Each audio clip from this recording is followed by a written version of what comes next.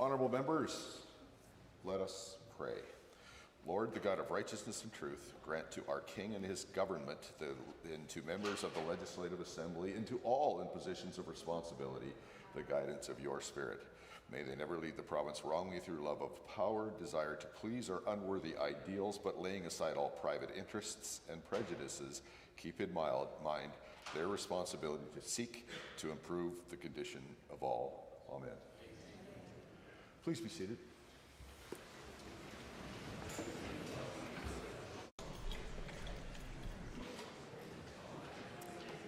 Introduction of visitors. Honourable members, it gives me great pleasure to welcome the former member of this legislature, Mr. Roger Reid, who is seated in my gallery today. Mr. Reid served as a member for Livingston-McLeod from 2019 to 2023. He was elected Deputy Chair of Committees in December 2022 and served in that role until he concluded his term as an MLA in May 2023. A dedicated public servant and long-time Alberta business person, Mr. Reid brought to the Legislative Assembly years of community leadership. We are honoured to have him here with us today. Please rise to receive the warm welcome of this Assembly.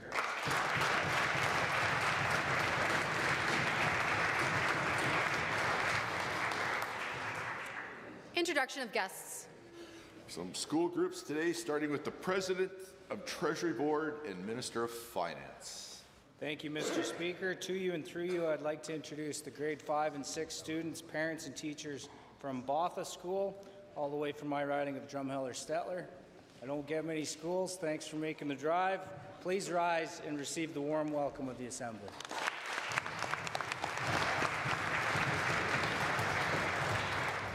The Honourable Member for Airdrie Cochrane. Mr. Speaker, through you, I would like to introduce grade 6 student, parents, and teachers of C.W. Perry School in Airdrie. Please rise and receive the warm welcome of the Legislature.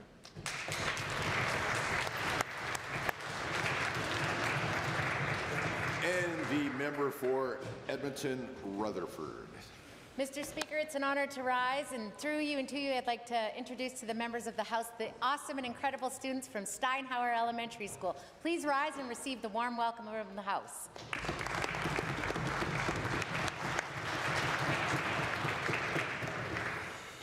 Honourable members, also seated in my gallery today is Sandra Dick, a strong supporter of the work of this government and of her husband, MLA Nolan Dick, the member for Grand Prairie. Sandra is a highly engaged in her community, working aside women of all ages, and is an incredible mother of 3 to 3 strong-willed and courageous boys, Nash, Jace, and Creed.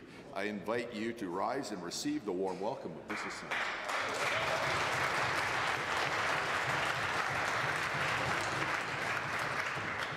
The Minister of Children and Family Services. Yes, thank you very much, Mr. Speaker. And I'd like to introduce to you and through you and to all members of the Assembly, Sheila Dick, Devona Clausen, and Dr. Vivian Aboud from Alberta School Boards Association. It's been an absolute pleasure to work alongside them and address classroom complexities and hear about the needs of school boards right across the province. Please rise and accept the warm welcome of the Assembly.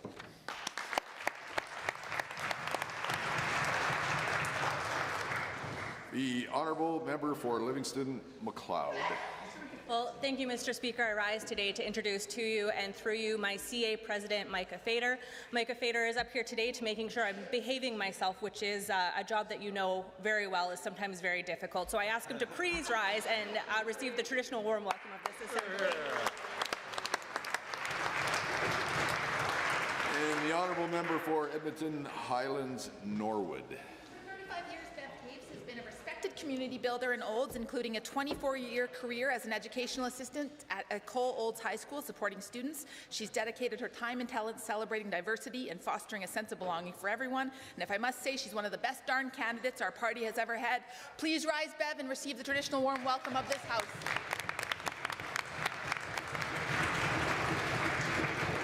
The Minister of Municipal Affairs. Well, thank you, Mr. Speaker. I rise to introduce two friends of mine, Logan and his son, Isaac Day. Logan is a businessman and community leader here, and his family is no stranger to this chamber or these halls. Please rise and receive the warm welcome of this assembly.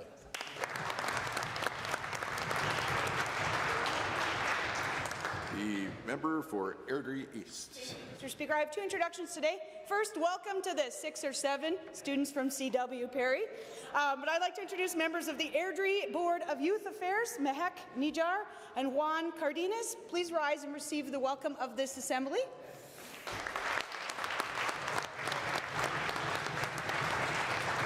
Also joining us today from Airdrie is our new mayor, Mayor Heather Spearman, and Councillor Ron Chaplin. Please rise and receive the welcome of this assembly.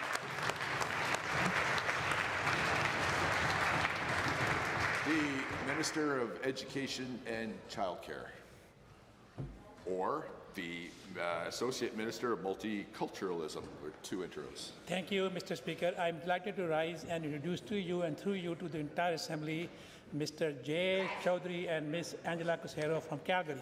Both are dedicated community volunteers who have spent many years supporting individuals and families through their passion and advocacy.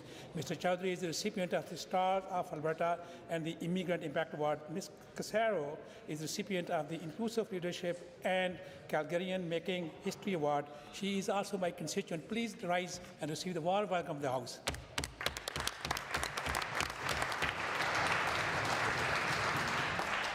The member for Cypress Medicine Hat.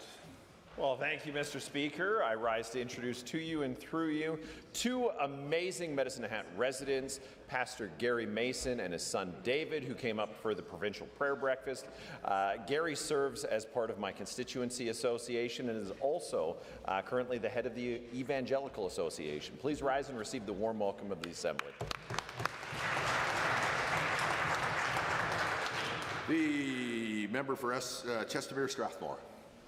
Thank you, Mr. Speaker. It's my privilege to introduce to you and through you two pastors and friends from my constituency, Pastor Sunday Adiola and Pastor Alex Agiraloja from the Peculiar People Assembly in Strathmore, a parish of the Redeemed Christian Church of God. I ask that they please rise and receive the warm welcome of this House. The Honourable Minister of Assisted Living and Social Services. Thank you, Mr. Speaker. It's my pleasure to rise to introduce to you and through you to all members of the Assembly two great neighbours of mine from the best village in this entire province, Bergen, Alberta, my home, Trevor and Pam Rath. I'd ask that they both rise and receive the traditional warm welcome of this Assembly. Ministerial statements. Members' statements. The Honourable Member for Athabasca Barrhead, Westlock. Thank you, Mr. Speaker. Budget 2026 is focused on building what matters for Albertans. That is why earlier today our government was proud to announce more than $275 million over the next 3 years to provincial parks and public land infrastructure. This includes $87 million invested in the upcoming fiscal year toward more than 70 campground, day use area, and trail enhancement projects. Mr. Speaker, this investment will help fund new trails, upgrade existing trails and trailheads, and refurbish and improve infrastructure and amenities. This ensures that Alberta's government can safely and responsibly welcome visitors in every corner of our province. In addition to maintaining and renewing existing infrastructure, we are working to develop 900 new campsites by 2033, expand trail networks on public land and in the Canmore area, and improve outdoor recreation facilities and amenities in high-use areas across the province. Even during the difficult fiscal environment that Albertans face today, we know that continued support in areas that matter most to Albertans remains a priority. It means you can get out with your families for an affordable vacation and not break the bank to experience a new adventure with those you love most. This investment is also opening revenue opportunity for Alberta's tourism and recreation industries, bringing more visitors to our beautiful landscapes every year. Budget 2026's support for Alberta's parks and public lands demonstrates the dedication of Alberta's government to conserve and enhance these spaces. By upgrading trails, improving amenities, and supporting responsible development, we are ensuring that Alberta's backyard continues to be a top destination for everyone today and for years to come. Thank you. The honourable member for Edmonton-Decore. Mr. Speaker, under the UCB government, Albertans have heard heartbreaking stories that reveal the human cost of healthcare system stretched beyond its limits. One of those stories that made to the public is that of Mr. Brashdad Srikumar, who lost his life after waiting hours for care. When Grey Nuns Hospital was built in 1989, Alberta had roughly about 12,000 hospital beds. Today, despite a population that has nearly doubled and a much older demographic requiring more complex care, Alberta has just about 9,000 beds. For years, long-range health care planning reports have warned that Alberta would need more hospital beds to serve its growing and aging population. Recognizing those pressures, close to 10 years ago, the NDP government committed to the construction of a new South Edmonton hospital. Unfortunately, the current Premier cancelled that plan to build the South Edmonton Hospital. Today, the consequences are very visible. You see them in crowded hospital hallways and overwhelmed emergency rooms. Hospitals are operating over capacity. The staff are pushed to the brink. Emergency doctors are calling for a state of emergency. Since November last year, the Premier and the health ministers have used every podium opportunity to promise new acute care beds in Edmonton and Calgary. But when you go through the budget 2026, the funding simply is not there. No money allocated for the construction of bed towers for Grey Nuns, Misericordia, and Royal Alex Hospital. There is also no money allocated for the construction of standalone Solary Hospital. There are simply no beds. How many more families will be left waiting hours just to end up losing loved ones? Mr. Srikumar was a husband, a father, a friend, and no one should lose life like him. The honourable member for Edmonton, Leduc-Beaumont. Well, thank you, Mr. Speaker. Today, I would like to highlight a recent hiring decision made by the NDP that more Albertans should be aware of. But first, a little context for what led to their decision. Faced with the tricky and obvious problem that their newly minted leader is having trouble connecting to Albertans, talk about an understatement, the union bosses, elite academics, and Marxist-Leninists that run the NDP must have decided that a rebrand was in order. I guess purple was not the new orange. But who to hire for such an important task? Well, Mr. Speaker, the NDP brought on board the same firm, Fight Media, that ran New York Mayor Zohan Mandami's campaign. For those not familiar, Mayor Mandami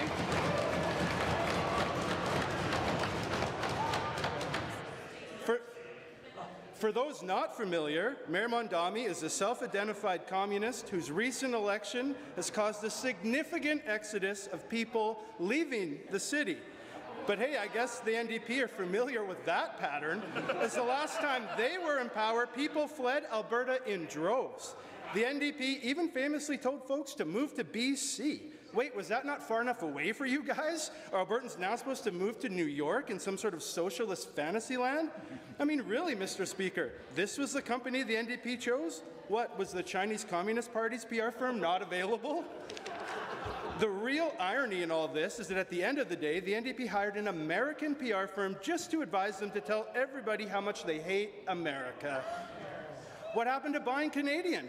You guys couldn't find a Canadian firm to tell you to lean more into communism? Trust me, they're out there. Well, Mr. Speaker, thankfully Alberta is not New York, and Albertans are not interested in some high-priced US PR firm telling them how amazing socialism is, nor, thankfully, Albertans interested in electing another accidental NDP government to push this dangerous ideology onto the province.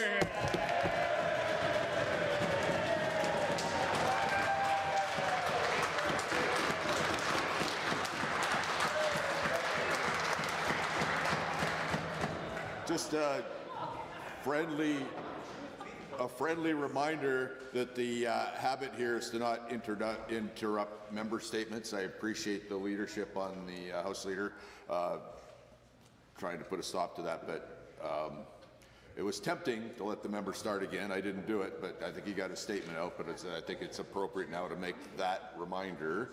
And I know we won't have this statement interrupted from the honourable member for Calgary Foothills. Thank you, Mr. Speaker. Just 2 weeks ago, the minister tabled a budget that many were hoping would address the challenges faced by Albertans. People hoped for a budget that would meaningfully address the high cost of living, healthcare, education, and access to social services, services that are essential for so many Albertans. But what Albertans got was a budget that spends so much and delivers so little.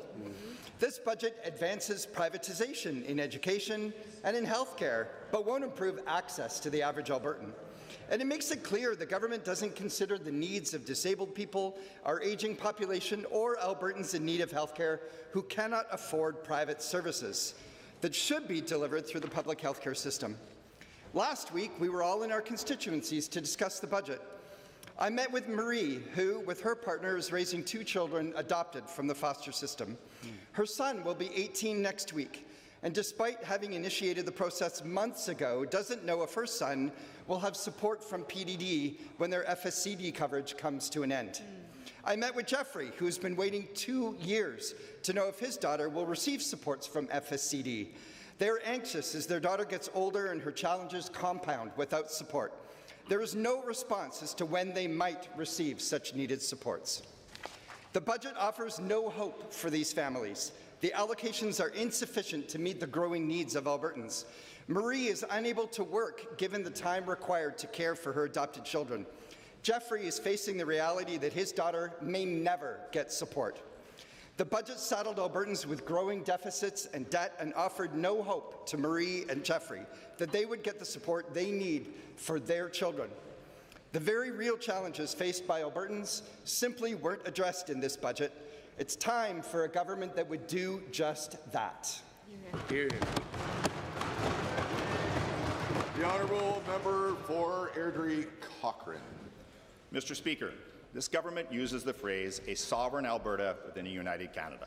But let's call it what it is, a clever slogan, designed to sound reassuring while masking their support for separation. Because you cannot be sovereign and united at the same time. You either stand with Canada or you don't.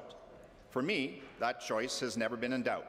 I am proudly, unapologetically Canadian, and that belief isn't political, it's personal. As a child, my family fled a war zone in the Middle East. We crossed a desert to escape violence and instability.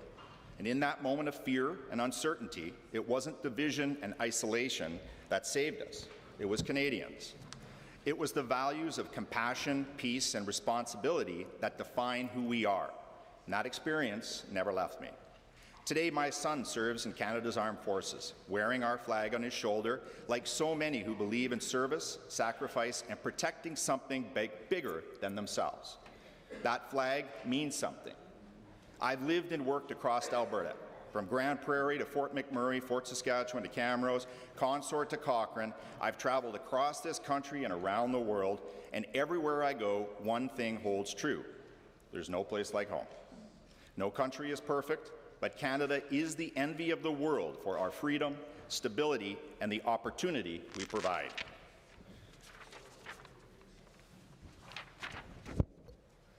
We don't get stronger by threatening to leave. We get stronger by leading Canada. The Tories will defend our province fiercely, but within a truly united country. Confident, collaborative, Canadian. Mr. Speaker, I love this province and I love this country, and I always will stand for an Alberta that helps build Canada, not break it apart. Thank you, Mr. Speaker. The honourable member for Banff-Kananaskis. Thank you, Mr. Speaker. Canmore, Banff and Jasper host millions of people from around the world and generate over $2 billion for the provincial economy annually. This government has set ambitious goals to grow tourism, but as tourism businesses in my community remind me, growth happens best with solid, reliable investment.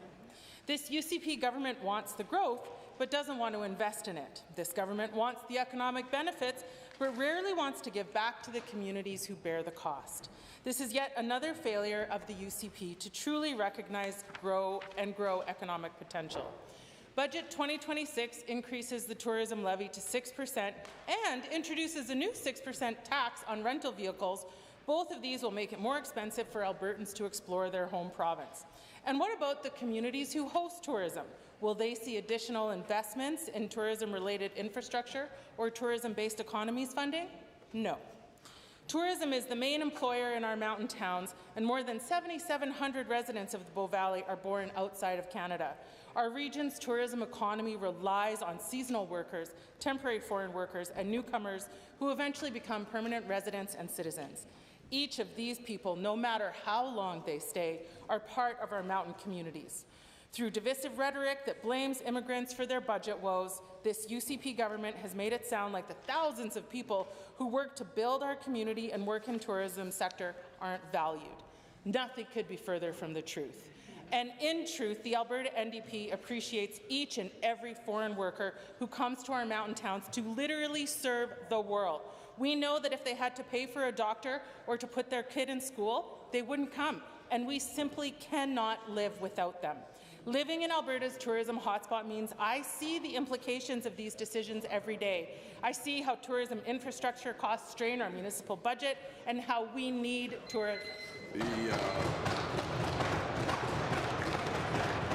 It is now just past 1:50. It's time for oral question period, and the first question today belongs to the honourable member for Edmonton Mill Woods.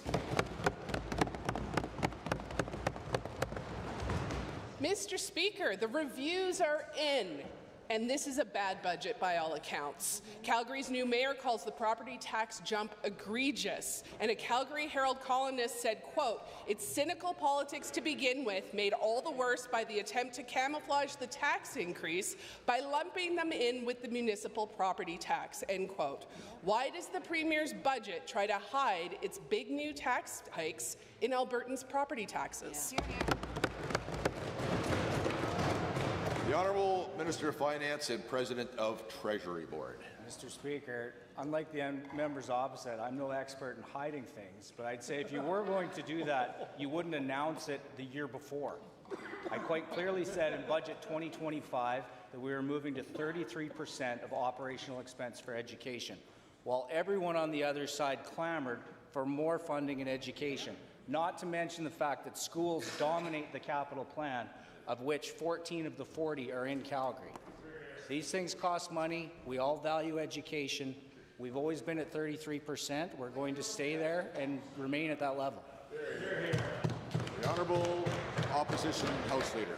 Let's be really clear. This budget makes Albertans' lives more expensive, and it does not fix healthcare or education, despite near-record resource revenues.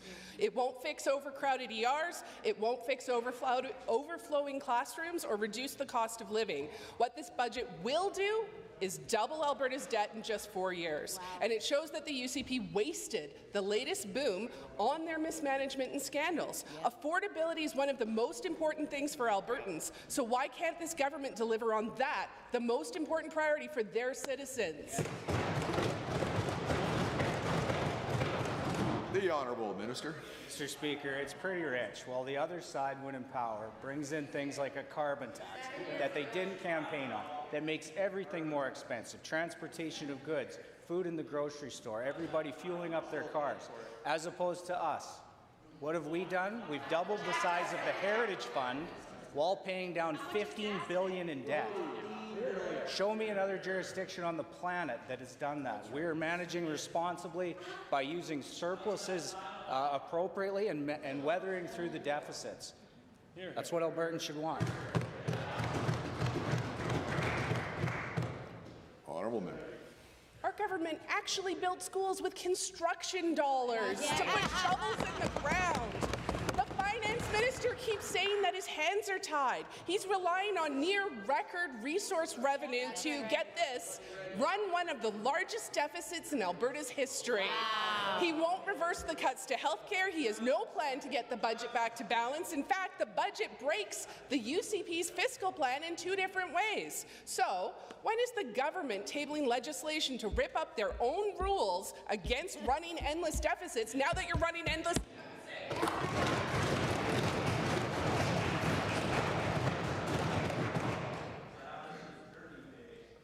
Calgary Buffalo, I don't remember calling your name. Minister? Thank you, Mr. Speaker. Well, I should correct the member opposite, although I know she knows the truth. We're nowhere near record revenue on bitumen and non-renewable resource revenue. $13.5 billion. We have record oil production, you know, thanks to being a business-friendly jurisdiction that supports the industry. But we have royalties on a curve, much like they did during their time. This is a $10, $11, $12 billion decrease over what we've seen over the last couple of years when it comes to that. And still, we're keeping our spending below population. Point of order is noted at 1:55, the honourable member. For the second set of questions. Mr. Speaker, nearly 1 million Albertans do not have a family doctor, and a fresh coat of paint on the government's website does not solve the problem. The Alberta Find a Doctor website shows there is still not a single family doctor accepting new patients in Lethbridge, and not one general family doctor in Grand Prairie either, not one. So why did the Premier tell her radio audience on the weekend Albertans have all the family doctors they need when that is clearly not the case? The Honourable Minister of Health. Mr. Speaker, and I do want to correct the member opposite. In fact, we have 30 doctors accepting patients south of Calgary. In Okotoks, we have 10, and a nurse practitioner. In Eden Valley, a physician. High River, 2. Pincher Creek, 2. Pincher Butte, 1 physician. Tabor, 1. Cardston, Brockton, Lethbridge, a nurse practitioner. Brooks, Medicine Hat, 7. Redcliffe, 1. Cold Lake has 6, and the members opposite said they had none. And I know they're not in South, but I know that they're in the North, and the member opposite knows that. The Honourable Opposition, we'll wait till your members stop talking so we can hear you. The Opposition House Leader.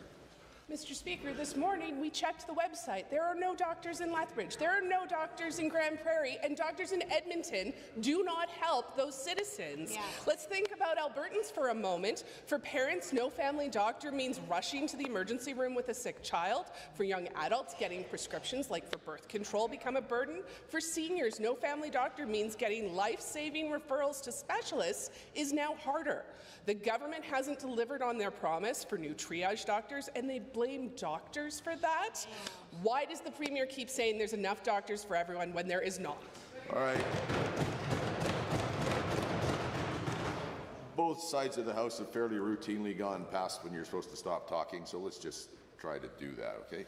The Honourable Minister of Health. Mr. Speaker, in fact, Mr. Speaker, in 2019, we had roughly 10,600 doctors. We now have 13,700 doctors, and more coming all the time, Mr. Speaker. When the member opposite were in government, we had roughly 244 doctors per 100,000. Right now, we have 273 doctors per 100,000, Mr. Speaker. We're continuing to attract more, Mr. Speaker. We're going to continue because we pay them the highest in the country, Mr. Speaker, and we give them a good working environment. The Honourable Member. The Premier said on her radio show, there's a perception we have a shortage, but we don't, and yet 1 million Albertans don't have family doctors. Whoa. The Premier talks about each patient's journey through the system. Well, let's talk about that. A patient without a family doctor goes to an ER. That ER is already overcrowded. Once inside, that patient doesn't get a bed. When they see a doctor, they might be in the hallway. That's the Alberta patient journey right now, and our casework tells us about it. Yeah. Why has the government mismanaged healthcare so badly that ERs leave people waiting endlessly and put lives at risk? Yeah. The Minister. Thank you, Mr. Speaker. And need to correct the member opposite once more. In fact, the National Our Care Survey reported over 87% of Albertans say they have regular health care, regular primary care, Mr. Speaker. That is 6% above the national average. I know the members opposite don't like to hear it, but we have over 800 doctors and nurse practitioners in the province right now accepting new patients. Over 400 doctors in Calgary accepting new patients, over 200 in Edmonton, Mr. Speaker, and more across the... For the third set of questions, the leader of the official, or the House Leader of the official opposition.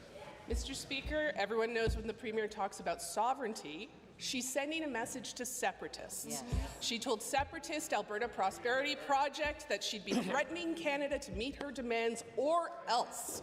Albertans know what or else means. It's a well-documented plan to push for separation from Canada. And now not a single member of this government will say that they unequivocally oppose separatism. Now, the Premier already said the quiet part out loud, that this was really about her party politics.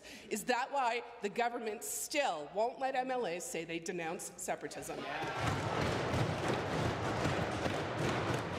The Honourable Government House Leader. Mr. Speaker, I'm happy to correct the record. You can be sovereign within a united Canada. Look at Quebec.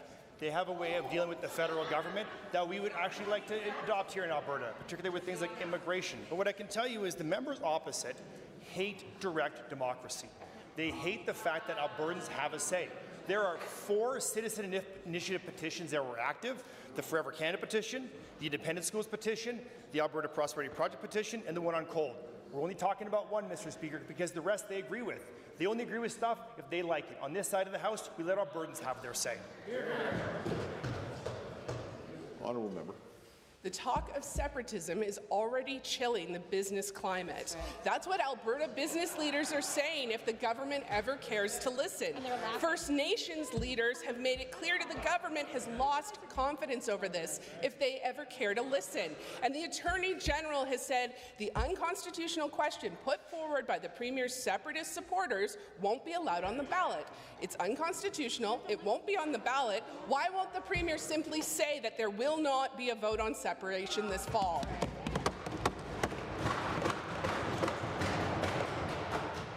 The Honourable House Leader.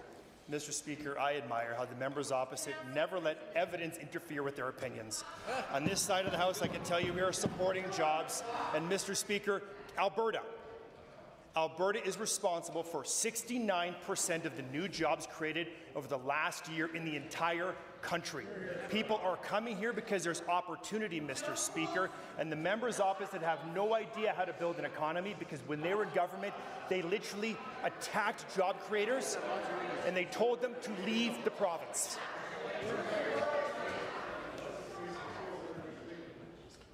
You know, it was easy to hear the question. It would have been nice if it was just as easy to hear the answer. Go ahead, Honourable Member. Let's remember who is trying to separate, Mr. Speaker. Yeah. It's card-carrying members of the Premier's own party. The calls for separatism are coming from inside the House. Hear, hear. And now not a single member of her caucus will pledge that they stand as proud Canadians. The questions the separatists are collecting signatures for don't respect the Constitution, don't respect the treaties, and are not what Albertans want. Since a judge has already said the question is not constitutionally valid, why won't the Premier denounce separatism and put an end to this business-harming, relationship with treaty-harming disaster? The Honourable Government House Leader. Thank you, Mr. Speaker. It's rich the members opposite refer to card-carrying members because when we became a party, when the UCP came out of our party, we were a Big Tent party. Heaven forbid you have a plurality of thought within your political movement.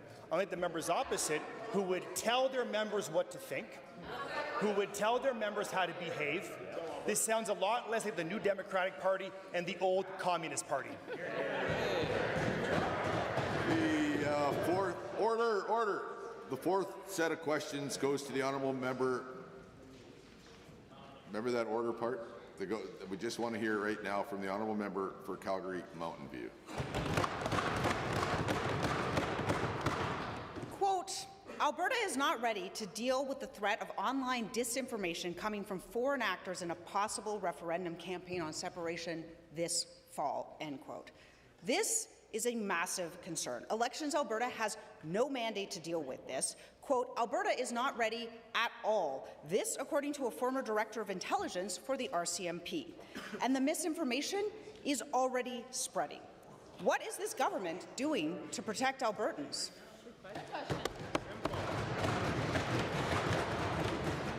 The Government House Leader. Thank you, Mr. Speaker, and I thank the member opposite for the question. Cybersecurity is something that is on the top of minds of all subnational jurisdictions and national jurisdictions around the entire world. We have put forth a bill that allows for a citizen initiative referendum. We're going to let the process play out. While that's happening, we'll continue to consult with Elections Alberta to make sure that all elections, whether it's general elections, by-elections, or citizen initiative referendums, that they will all be done in a safe and secure manner, and that members of the public can have confidence in the results. Honourable member. Albertans are Canadians. We are not interested in becoming Americans. Everyone on the NDP side has stated that publicly. We're not so sure about the UCP. The supporters of the separatist petitions, the ones the Justice Minister changed the law for to allow it to go forward, even though it's unconstitutional, have admitted to meeting with U.S. administration, the same groups who are suspected of spreading the misinformation. Why is this government actively working to support a petition, knowing that foreign misinformation is spreading about this issue? Good question. The Honourable House Leader. Thank you, Mr. Speaker, and I think the members of the Government Caucus have been very clear, along with the Premier, that we're letting the process play out. We're relying upon people within the public to spread the message that they feel is important to them. Unlike the members opposite, who have chosen to pick an advertising firm from New York City that elected a communist mayor to bring American-style politics right here into Alberta, Mr. Speaker. Shame on the members opposite. I guess there's nobody in Alberta or Canada who can carry their communist water for them. Order. Honourable member. The Premier's answer to foreign interference is apparently advertising firms and identification markers on driver's licenses. This is interference by foreign groups outside of the country. Marking non-citizens will have no impact, and the Premier's comments call into question her understanding of the issue. Yep. So we have a referendum that most Albertans oppose: foreign interference, economic damage, unconstitutionality, instability. Does the Premier think maybe it's time to disappoint our separatist friends and call it off? Yeah. The Government House Leader. Thank you, Mr. Speaker. And it's very disappointing again to hear the members opposite talk about what the Premier does and doesn't understand. What I can tell you what the Premier does understand and fully grasps is the needs of the people of this province, which is the need to attract investment, the need for job creation, the need to build schools, build hospitals, which is all in this year's budget, Mr. Speaker. Under the leadership of the Premier, our province is set to lead the country again in economic growth, and we've done so for multiple consecutive years. And that's because of the leadership of our Premier, not because of the advice from the members opposite who run this province into the ground. The next set of questions with no preamble on the supplementaries belongs to Calgary Acadia.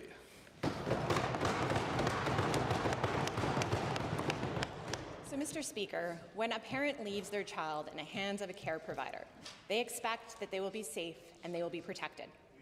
And while that is mostly the case in this province, multiple serious instances of child abuse events this past year have left parents feeling helpless.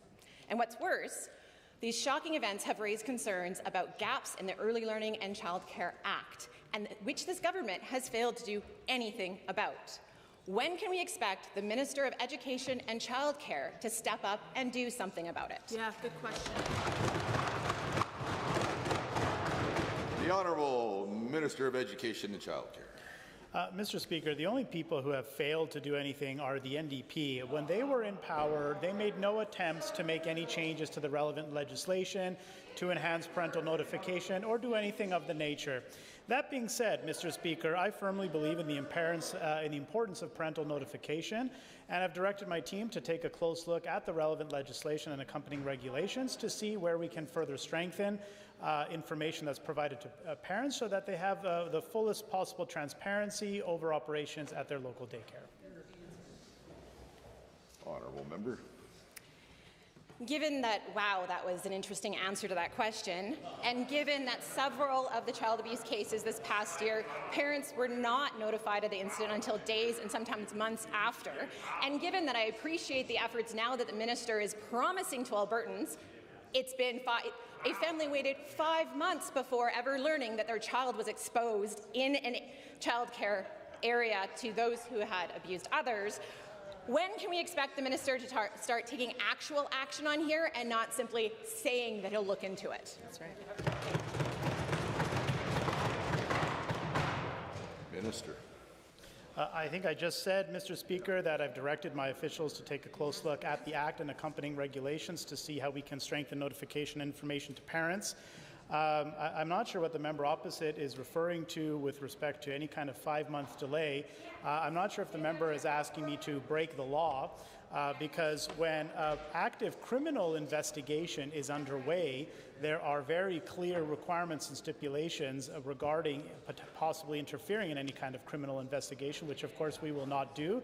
At the earliest possible opportunity, the daycare provider complied with requirements. The honourable member for Calgary-Acadia.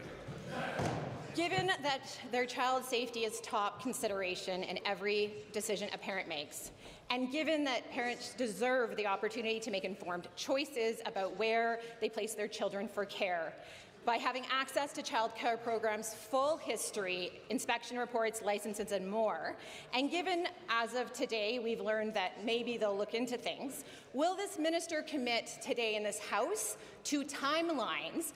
Tell us, Mr. Minister, through the Speaker, of course, when should Albertan families regain their confidence in this system? Well, Minister.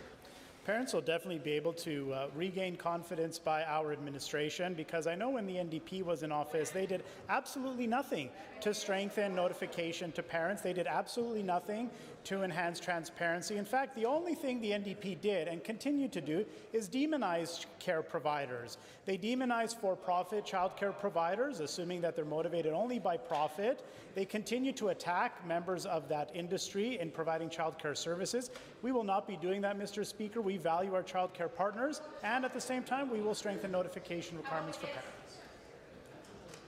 Calgary-Acadia. No, that's, yeah, we're finished that. No, the next question belongs to the honourable member for Lac St. Anne Parkland. Thank you, Mr. Speaker. Alberta's provincial park, campgrounds, trails, and staging areas have faced dramatic increase in the number of visitors each year. The number of visitors growing in Alberta provincial parks and the amenities our parks have to offer to the Minister of Forestry and Parks. What is Alberta's government doing to improve Alberta outdoor recreation infrastructure, and how are you ensuring that the increase in visitors continue to offer the safe and enjoyable experiences that Albertans have come to expect in the great outdoors? Good question. The Honourable Minister of Forestry and Parks. Thank you very much, Mr. Speaker. And this government is focused on recreation for Albertans to make sure they have places to recreate in our provincial parks and our public lands. We have invested money this year, $87 million into these programs to make sure that we have the trails that the people want, we have the campgrounds that they want, to make sure that they have the ability to recreate, and we have the visitors coming from outside the province too, coming to Alberta, that enjoy this great province, and we want to make sure they have enjoy their time here in the province too. Good answer. The honourable member from Lac St. Anne Parkland. Thanks, Mr. Speaker, and to the Minister for the answer. Given that Alberta's campgrounds saw 280,000 reservations in 2025, that's right, 280,000 reservations. And given that Alberta's campgrounds experienced a 15% increase in those overnight campers in 2025, can the same minister please explain how Alberta's government is planning to accommodate the increase in number of visitors that we're seeing every year? The minister. Yes, Mr. Speaker. We know that a lot of people come from outside Alberta to enjoy Alberta's great parks and public lands. And so by investing in our trails, investing in campgrounds, and making sure that we have the sites available for those people is what we want to do in this province. We have a plan to increase tourism in the province. We want to make sure that people enjoy their time here when they come. And, but of course we want to take care of Albertans and make sure that they have the place to go to within our public lands and our parks. Honourable member. Mr. Speaker, and to the same minister for that answer, given Alberta's provincial parks, trails, campgrounds, and amenities have all seen increases in visitors affecting the lands and the environment around them, And given these visitors have to rely on these emergency services following these incidents at these locations, can the same Minister of Forestry and Parks explain the ways in which keeping Alberta's amenities friendly to the environment while also safe for Albertans? Minister. Thank you very much, Mr. Speaker. We know that the visitation in our parks has increased dramatically in the last few years. If we look at a place like Kananaskis, where we have more visitors there than most of the national parks in the province. So we know that we want to take care of these areas. We know that this increased pressure brings safety concerns, and that's why we're investing in making sure that Albertans and visitors can have a safe experience in the province as they go through have their experience here. We want to make sure that our province is taken care of and our natural spaces are too. The next question belongs to the honourable member for Edmonton Goldbar. Well, thank you, Mr. Speaker. In response to my friend from Calgary, Acadia's questions about amending the Early Learning and Child Care Act to better protect children in care, he made a vague commitment to directing his team to review the situation. So I want to press the minister for some specifics. Who exactly did he direct to conduct this review? What exactly did he direct them to do in this review? And when will the results of this review be made public so that parents can have confidence in the system going forward? The Honourable the Minister for Education and Childcare. Well, thank you, Mr. Speaker. I think I've already answered that question 3 different times. We will be taking a look at the legislation and accompanying regulations to determine if there are opportunities for improvement. We will undertake that work with diligence, Mr. Speaker, and it'll approve through and move through the necessary processes with respect to committee approval and evaluation. And if there needs to be any legislative and or regulatory changes, those will occur through Cabinet and through the requisite process as well. Honourable member. Mr. Speaker, this vague bureaucratic fog that the minister spews isn't enough to satisfy parents or protect children. Given the minister's commitment to review the Child Care Act, can he commit to considering amendments to the Child Care Act to establish a government-led system of notifying all parents with children at a child care program when serious physical or sexual abuse occurs? We can't rely on operators to provide this notification. Can the minister at least confirm that that's one of the things that his department is considering? The honourable member's an experienced legislator, so I know that your second supplementary will not have a preamble. I'm pretty sure we're both sure of that now. Minister. Mr. Speaker, the only people that we can't take seriously are the NDP. When they were in government, they did absolutely nothing, zero, Mr. Speaker, to address this issue. I've already stood and responded 4 different times as to what our government is doing to address this issue. When the NDP was in power for 4 years, they made absolutely no changes to the Act. They made absolutely no attempts to improve notification. They made absolutely no attempts to do anything that would strengthen parental notification and awareness. Our government, however, is undertaking it. Edmonton Goldbar. Given, Mr. Speaker, that this issue in Willowbrae Academy that I raised in November happened almost a year ago, and since I asked the question and now another child in Mill Woods was physically abused, the minister knew that there was a problem here and hasn't done anything. When will the minister commit to specifically reviewing the legislation and bringing forward changes to protect children? Tell us a timeline. Parents have had enough of waiting and these vague commitments that the minister makes. When will parents see change? The Honourable Minister. As I've mentioned, parents will see change under our government, Mr. Speaker, because we're addressing this situation. Unlike the NDP, who did nothing, who sat on their hands for 4 years, made no attempts to overhaul any type of process that they thought was inadequate, made no changes, no regulatory changes, no legislative changes, nothing whatsoever. So I can absolutely commit and confirm to parents that our government is addressing this situation, and we will make any necessary changes as we need to, after we've had time, of course, to explore the relevant legislation and regulatory provisions. Order. The Honourable, the member for Edmonton Riverview.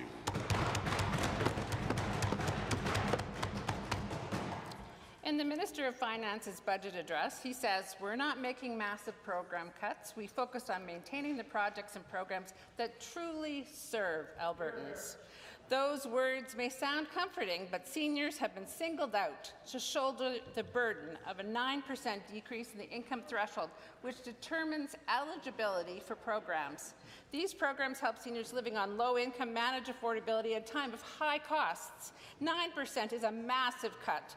It is frankly insulting to seniors who built this province. Why is the Minister of Seniors... Honourable the Minister for Assisted Living and Social Services. Mr. Speaker, the Minister of Finance's budget that's before this chamber invests $6.6 billion in supporting Alberta seniors, Mr. Speaker. Everything from health care to housing to benefits, prescription services, and other services like that to be able to care for seniors, Mr. Speaker. In fact, when it comes to the senior benefit, Mr. Speaker, this budget will provide over $500 million, $553 million in supports, Mr. Speaker, and maintains the best threshold anywhere in the country, Mr. Speaker. So what it really comes down to, Mr. Speaker, is that member going to vote against seniors in this province again by voting against his budget or not? The honourable member. Given that the Premier says seniors programs are too generous in Alberta, and given that Alberta previously took pride in serving seniors rather than the UCP's current race to the bottom, and given that she says seniors are moving to Alberta to exploit programs, and given that she provides no evidence for this and is spewing conservative myths that have no basis in fact, when will the minister reverse this cruel attack on Alberta seniors during an affordability crisis, compromising their ability to live in dignity? The honourable minister. Mr. Speaker, I provided evidence and estimates of people moving to our province to take social services, Mr. Speaker, and I'm going to table it later, Mr. Speaker, just like I promised, Mr. Speaker, and cite estimates. I'll tell you what was cruel to our seniors, though, Mr. Speaker, was when the NDP were in power, they built no continuing care facilities, Mr. Speaker, that require our seniors now to live in hospitals, sometimes for years. When the NDP was in power, they did not build senior lodges. No net new increase to affordable housing, Mr. Speaker, underneath the leadership of that honourable member when she's a minister. We won't be lectured by them. We're going to continue to deliver for the people of Alberta. Edmonton Riverview. Given that the cut to the income threshold is just the latest attack by the UCP on seniors during an affordability crisis, and given that the UCP has cut special needs assistance by almost $9 million, eliminated the caregiver's tax credit, de-indexed income support, significantly increased the copay for prescriptions, cut 40,000 Albertans off the seniors' drug insurance plan, eliminated the Office for the Seniors Advocate, and many other cruel program cuts, when will the minister stop attacking seniors and show them the respect they deserve by supporting them to live in dignity? Minister. Order. Make sure the minister gets a fresh 35, and let's go. Mr. Speaker, it was interesting in estimates yesterday, because each time that member and others would get up and say this government was cutting something, we actually weren't. And I could bring forward the evidence that was not the case inside the budget, which shows again, Mr. Speaker, the NDP don't actually read the budget, Mr. Speaker. So to this chamber, Mr. Speaker, when it comes to seniors, we take it very, very seriously, as we do for all Albertans, to provide the social service supports that we need to in this province. My department is going to provide over $12 billion worth of supports this year to the people of Alberta that need the care that they need, Mr. Speaker. Are they going to vote for it, or are they going to vote against it, Mr. Speaker?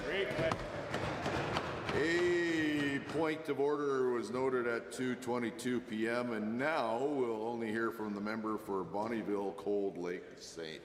Paul. Thank you, Mr. Speaker. I'm excited to announce big changes are coming to the Cold Lake Air Force Base. The F-35 program is due to kick off in the next couple of years, and with it will come a colossal investment into the infrastructure at the Air Force Base, starting a new chapter in the history of my region. To the Minister of Jobs, Economy and Trade and Immigration, can you explain how important the F-35 program is for Alberta and what benefits it will bring to my constituency in Bonnyville, Cold Lake, St. Paul? Good question. Order, folks. Folks, they've got a room in the back. If you want a private meeting, use it, please. Otherwise, we're only going to hear from the government house leader right now. Well, thank you, Mr. Speaker, and thank that member for the question. I'm pleased that the federal government is taking defense spending seriously in this province, as well as creating huge opportunities for Alberta and northern regions like Cold Lake with jobs and investment. Now, Mr. Speaker, Fort Wayne Cold Lake is one of Canada's Armed Forces' 2 primary fighter wings and makes Cold Lake region a leader in Canada's air defence strategy. Now, Mr. Speaker, this major investment is in the tune of $10 to $15 billion and upgrade training bases, operational facilities, and military ranges. And our government is working with the Government of Canada to secure this funding and support the region. The honourable member. Thank you, Mr. Speaker, and thank you to the Minister for that response. Given that the historic upgrades to the CFB Cold Lake will require the effort of thousands of skilled workers in a time of unprecedented labour market challenges, and further given this government's priority to create good-paying jobs for Albertans right here at home, to the same minister, how will this government ensure that we have skilled workers enough to fill all of the jobs that are going to be needed to build up this wonderful F-35 program that's coming to my region?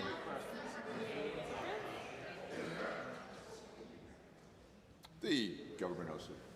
Mr. Speaker, the members opposite hate it when there's new investment coming into Alberta because it shows how much they're losing on this.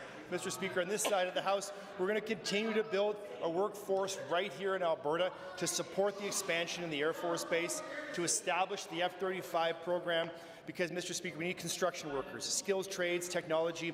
This demand is going to be very important for us, and we're going to fulfill that need with jobs and skills training programs that we have here to support the development of Cold Lake area as we see the F-35s come right here into Alberta.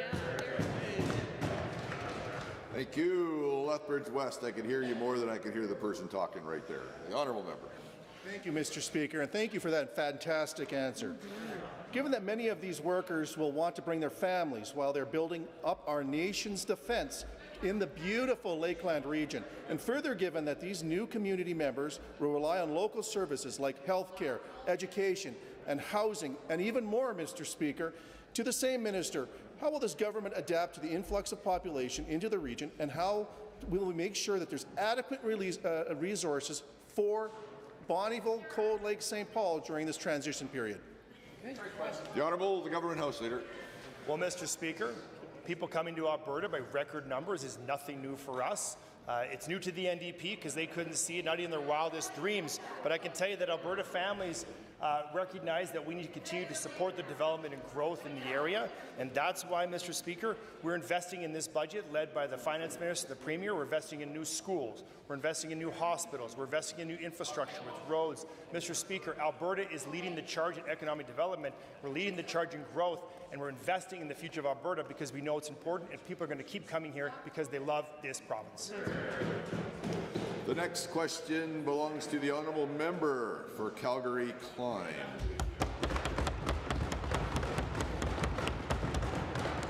Albertans are feeling the pinch. Grocery bills, gas prices, utilities, housing costs, and insurance rates are all higher than they've ever been. Wages haven't kept up with inflation, and this government refuses to do anything about it. The latest UCP budget offers no relief. They want families to do more with less, have increased fees and property taxes, and are making life even harder for those already living in poverty. Albertans want to know, what will this government do now to make life less expensive for Albertans? The Honourable, the Minister for Affordability and Utilities. Mr. Speaker, here is the irony of the convoluted, hypocritical thinking of the NDP. You know what they campaigned on last election? Raising taxes, phasing out coal, the carbon tax, fertilizer tax, plastics ban, expiry dates, all things that drive up the cost of living in Alberta. In contrast, what does our government do? We cut income tax. We're lowering insurance costs, we're lowering the price of utilities, and we're putting Albertans first, something the NDP has always failed to do.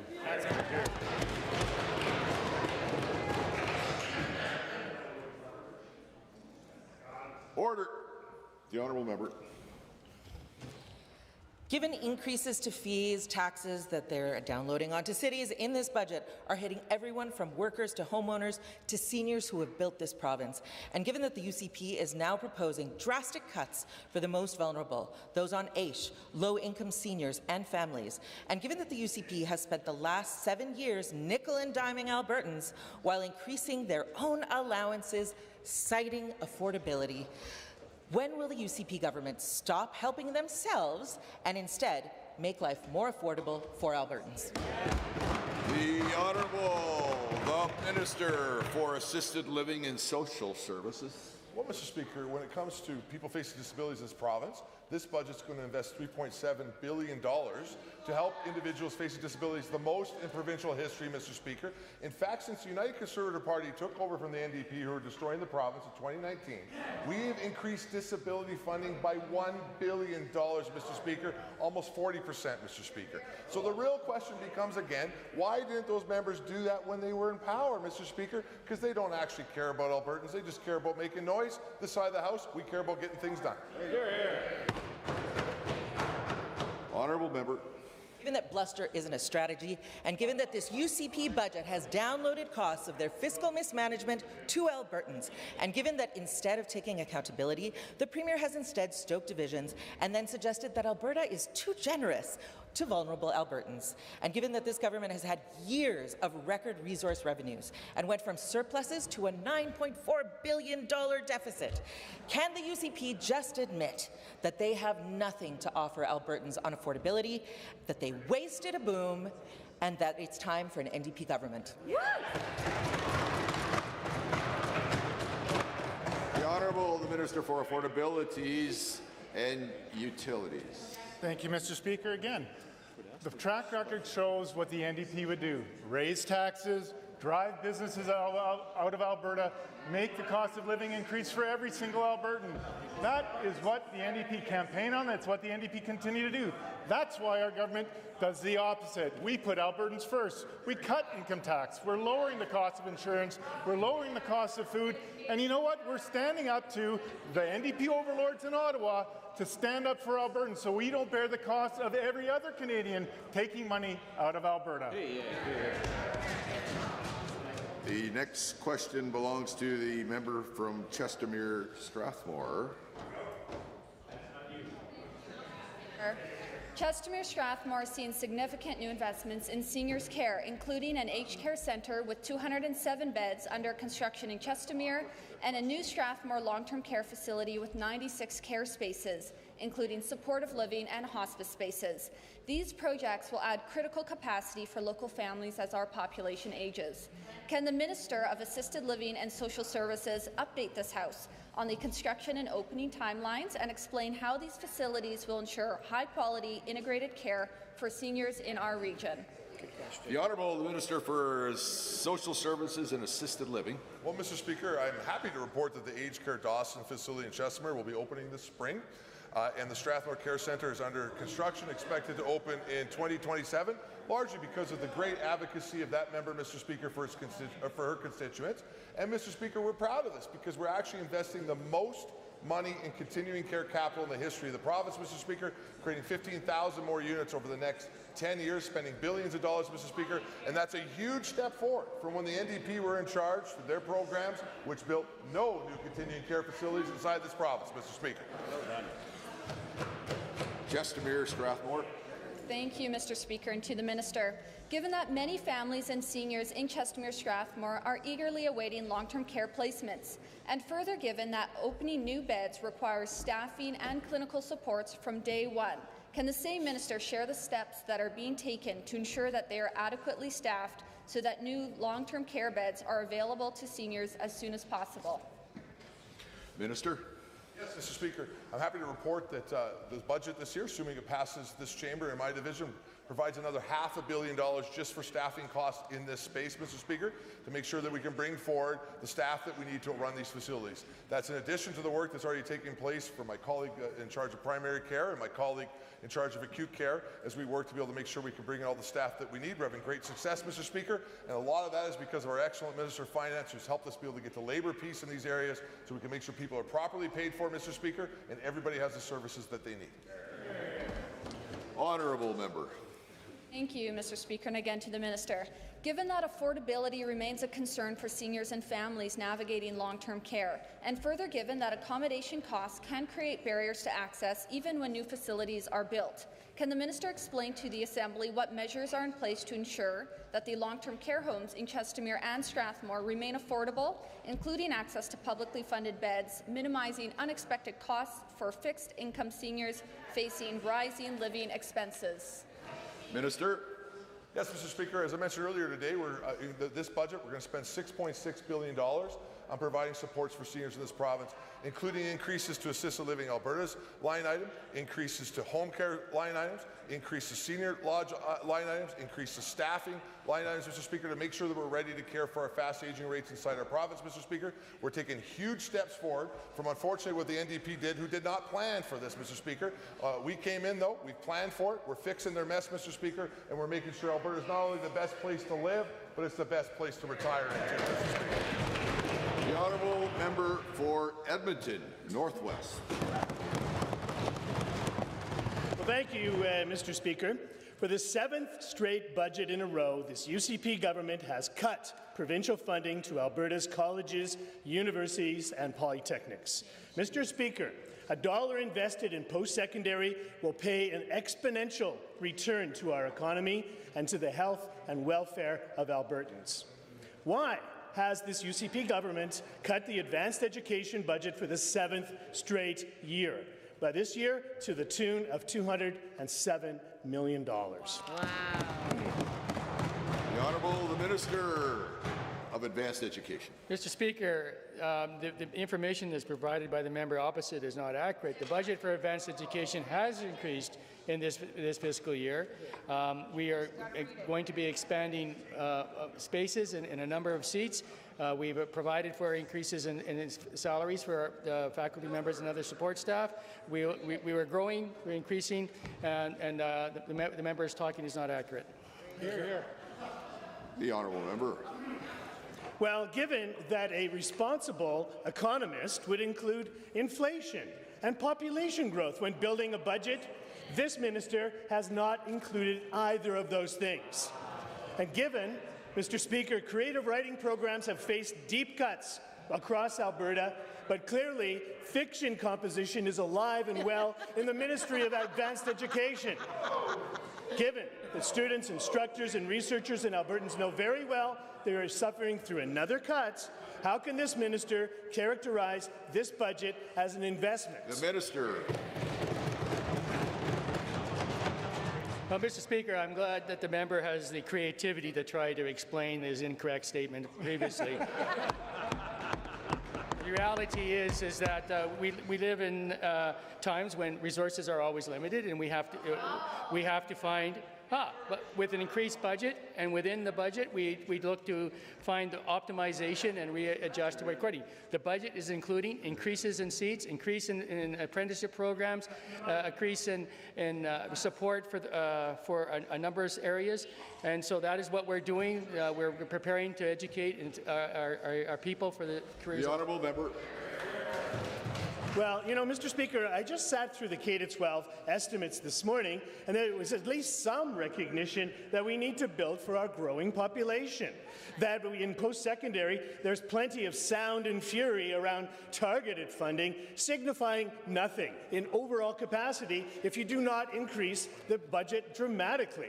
And what we can do here, we can do better, and we will do better. Yes. When will this UCP government take responsibility for the biggest cuts in Alberta's history, followed by stagnant backwater funding like this current budget? The Honourable Minister. Mr. Speaker, the member opposite continues to talk about, with misinformation, that we're cutting the budget. As we indicated before, the budget is not cut. It is increasing. We are increasing the number of seats. The target enrollment funding will be going to those areas that are increasing demand by Albertans and for the industry. We're talking about engineering. We're talking about health services. We're talking about apprenticeship programs. These things will be happening. We're proud to be here supporting Albertans and their ability to provide the education skills for the future. The Honourable, the member for Calgary, Buffalo.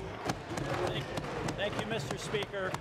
Alberta's film and television industry is a vital economic driver for our province and critical to helping us diversify our economy.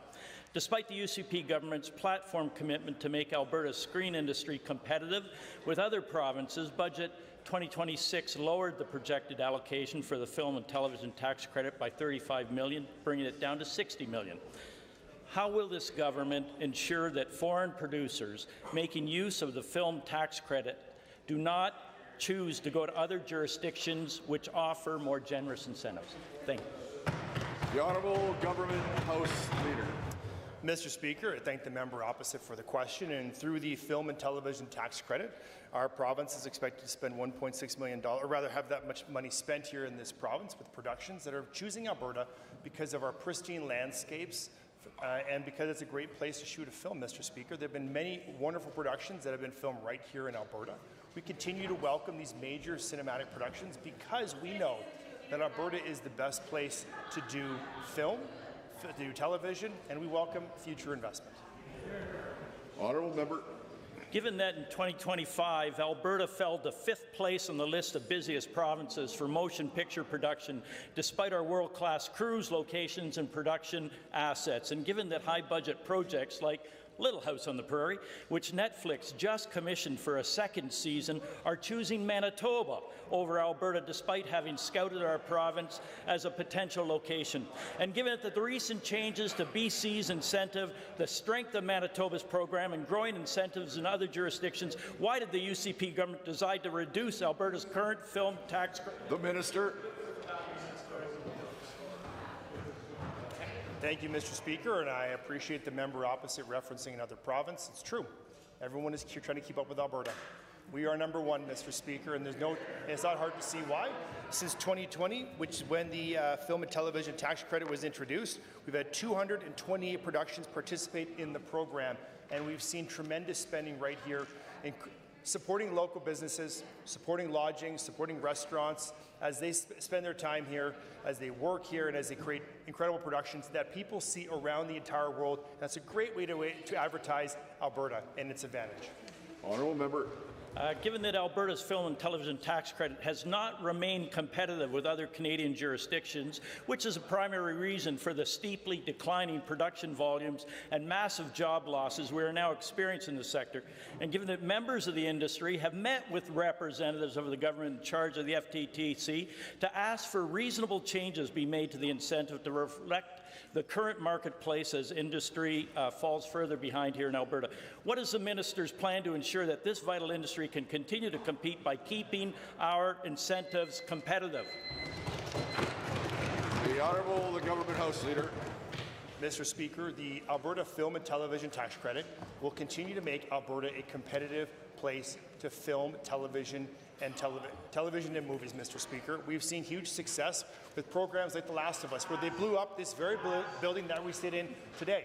If you haven't seen it, I highly recommend you go watch it. But, Mr. Speaker, our government is focused on a number of industries, making sure we're attracting investment from around the world to come here to Alberta, creating jobs, supporting local businesses, and supporting our industries. So, Mr. Speaker, we will be laser focused on that, while the NDP is laser focused with zero plan. Honourable members, we will resume in 30 seconds with the daily routine.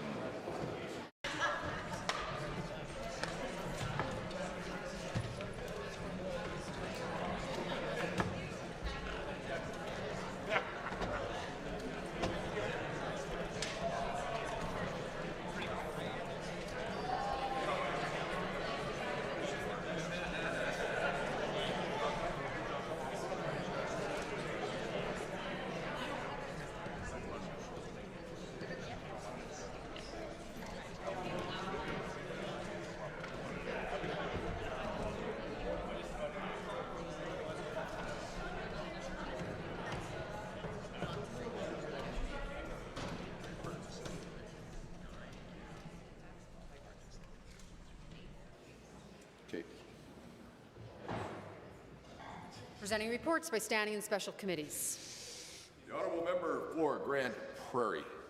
Thank you, Mr. Speaker. As chair of the Standing Committee on Resource Stewardship, I'm pleased to rise today to table a requisite number of copies of the committee's final report on its review of the Public Interest Disclosure Whistleblower Protection Act.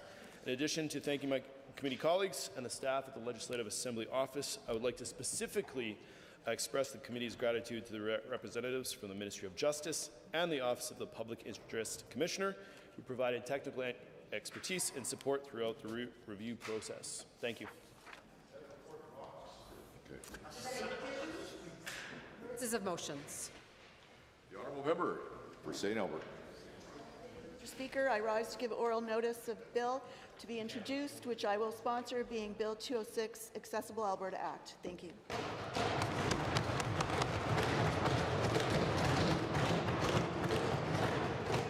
Introduction of bills, tabling returns and reports. The Honourable Minister of Assisted Living and Social Services. Thank you, Mr. Speaker. I rise today with the appropriate amount of copies of an Edmonton Journal article entitled "Why Are So Many Ontario Families Flocking to Alberta for Autism Supports?" Honourable Member for St. Albert. Thank you, Mr. Speaker. I have two tablings. The first is from Clare's Home Local Press, February 18th. Council calls for a pause to the changes to Handicapped Assistance Program. And the second is a policy passed by the Alberta Chamber of Commerce last May after Calgary and Airdrie worked together to bring it forward, and it's about passing accessibility legislation. The Honourable Member for Cypress Medicine Hat. Thank you, Mr. Speaker. I rise and table the 5 requisite copies of a letter I received from a constituent talking about delays and impacts on victims and in the justice system. Edmonton, Highlands, Norwood. Speaker, I rise to table 5 copies of an email from a housing worker who worked at Boyle Street Community Services until yesterday when she lost her job due to UCP horrific cuts.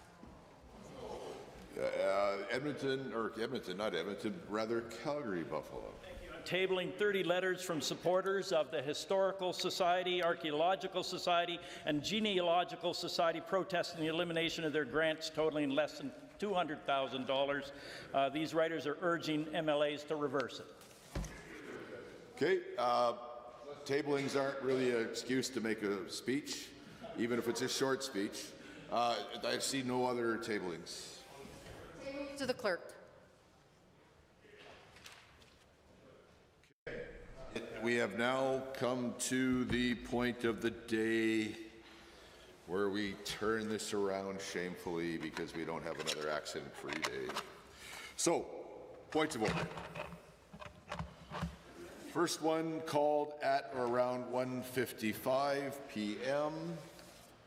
The Opposition Deputy House Leader. Thank you, Mr. Speaker. I rise to withdraw that point of order, hoping that Government House Leader might do the same. The next point of order was at or around 2:22 p.m. Thank you, Mr. Speaker, and I do appreciate the example set by the Opposition House Leader. However, this point of order I do believe requires attention from the Chair. At the time noted, 2:33, the member from Edmonton Riverview was posing a question to the Minister of Seniors and, of course, Sundry's favourite son, Mr. Speaker. And in that question said, when will the minister stop attacking seniors? Mr. Speaker, I rise under 23H(I) and J. These are, of course, my unofficial records, but if that is in fact what the member said opposite, that is an egregious breach of decorum in this chamber to suggest that the minister is attacking seniors, creates a disgusting imagery that is not acceptable in this chamber. The members opposite know better. This has been called out of order multiple times, and without reading through my long but not exhaustive list of examples, I'll say Speaker Cooper ruled that in March 27, 2024, attacked the rights and safety of transgender Albertans. That was ruled out of order. Bullying against the most vulnerable children, she normalized. Same speaker, Nathan Cooper, required an apology. And there's a lot from Nathan Cooper, and then others going down the list. Mr. Speaker, it's gross. It's disgusting to suggest the minister is attacking seniors, particularly vulnerable seniors. The member knows better. The member works with seniors and should apologize and withdraw that remark. The Honourable Opposition Deputy House Leader. Thank you, Mr. Speaker. I think Government House Leader has noted some instances where the word has been found as a point of order in the context, but it's a bit rich that earlier when Minister himself was answering a question, he used the word attacking as well. What member was saying in this instance, she listed number of things, policies that government adopted, such as lowering the income threshold for qualification of senior benefit, cutting their benefits. It was used in that context. It was not meant to be that minister was attacking somebody. It's this government policy damaging senior benefits, so it was used in that context. Well, I would say to you that you've acknowledged that was said that the point was said the minister was attacking seniors, and let me say this. The honourable member could have accomplished the same thing by saying shortchanging seniors, disappointing seniors, but attacking seniors or anyone by a member of this House is probably not parliamentary in the bare bones reading of it. So I would just ask the honourable member to apologize and withdraw those remarks. Mr. Speaker, I apologize and withdraw. And for all those watching, that is the proper way to do that. Thank you. Okay, this takes us to, give me a minute here. It takes us to the end of the daily routine.